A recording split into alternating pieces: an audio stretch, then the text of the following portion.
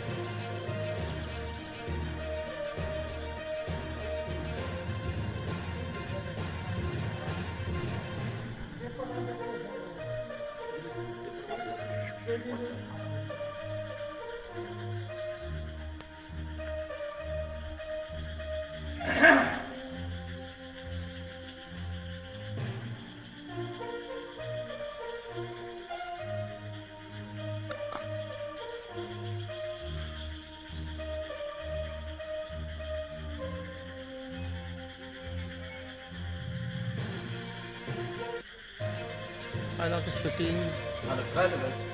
नमस्कार. आज आपण छत्रपती संभाजीनगर जिल्ह्यातील कन्नड तालुक्यातील बोरसर बुद्रुक या ठिकाणी आलो आहोत. हे बोरसर बुद्रुक हे गाव शिवना नदीच्या काठी वसलेले असून येथे शिवनेश्वर महादेव मंदिर सुद्धा आहे. आणि विशेष म्हणजे पावसाळ्यामध्ये या ठिकाणी या नदीला पहिलेच पाणी आल्यामुळं ग्रामस्थांमध्ये उत्साह निर्माण झाला आहे. ह्या नदीला कधीपासून पाणी येतं का पावसाळा एवढा झाला तरी अद्यापर्यंत पाणीसुद्धा नव्हतं. आपल्यासोबत ग्रामस्थसुद्धा आहेत, प्रतिष्ठित मंडळीसुद्धा आहेत. त्यांच्याकडूनच आपण थोडक्यात मनोगत जाणून घेऊ. हां, नमस्कार. नाव काय तुमचं?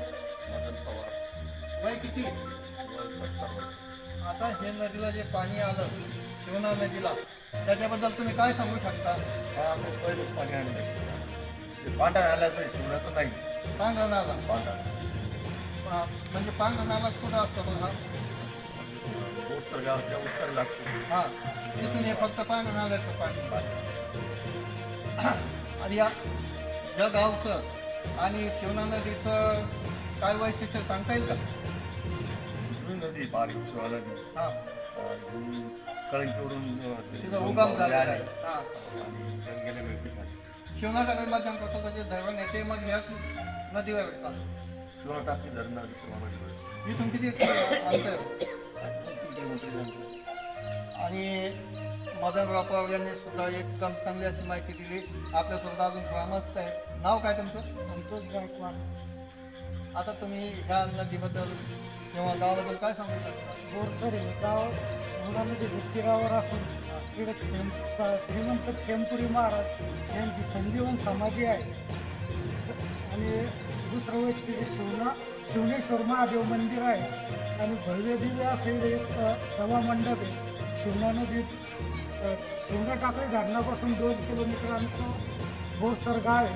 शिवना नदी ज्यावेळेस धरण भरल त्याच वेळेस या बोरसरला फायदा होतो. आता हे जे पाणी आलं हे पाणी आपण पाहतोय, तुम्ही मोठ्या उत्साहानं आनंदाने हे पाणी पाहायसाठी आलं. हे पाणी मग धरणापासून धरणापासून अलीकडचं पाणी, हे पाणी पांढरा नाल्याचं पाणी. या पांढरा नाल्याचा उगम चापानेरच्या शिवारातून होतो. आणि ह्या पावसाळ्यामध्ये हे पाणी पहिलं जे याच्या पहिले पहिलंच पाणी पहिले आलं होतं का इतकं पाणी? नाही, पहिलं मागच्या याच्यात या सीझनला पहिलंच पाणी. ठीक आहे. या पावसाळ्यामध्ये आज किती वेळा पाऊस चालू होता तुमच्या आज भागात? 5-6 घंटे पाऊस चालू आहे. आज जवळ 5 ते 6 घंटे लगातार पाऊस झाला. त्याच्यामुळे एक छोटंसं वडं असताना सुद्धा या वड्याला भरपूर असं पाणी आलंय आणि ग्रामस्थांमध्ये सुद्धा मोठा उत्साह होता. हे लहान मुलं सुद्धा पाणी पाहण्यासाठी आलेले होते. KB न्यूजसाठी LV पवार, नमस्कार.